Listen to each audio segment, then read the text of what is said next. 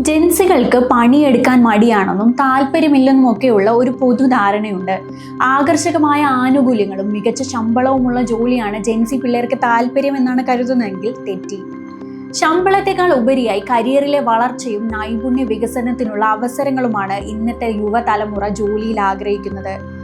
യങ്സ്റ്റൗൺ state university അമേരിക്കയിലെ 1000 ഉദ്യോഗസ്ഥരിൽ നടത്തിയ സർവേ പ്രകാരം 46% ജെൻസി ജീവനക്കാരും തങ്ങളുടെ നിലവിലെ ജോലി ഉപേക്ഷിക്കാൻ പദ്ധതിയിടുന്നതായി കണ്ടെത്തി.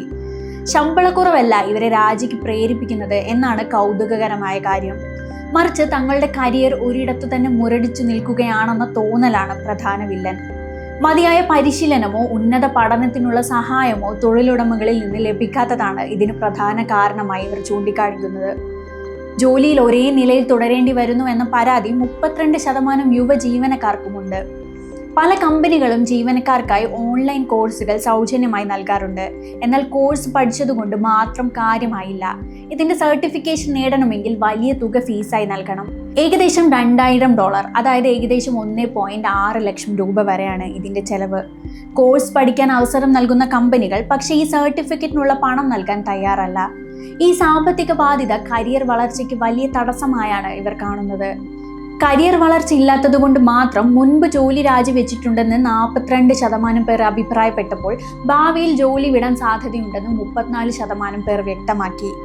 മില്ലേനിയൻസ്, ജെൻ എക്സ് വിഭാഗങ്ങളിൽപ്പെട്ടവരും സമാനമായ ആശങ്കകൾ പങ്കുവയ്ക്കുന്നുണ്ട്.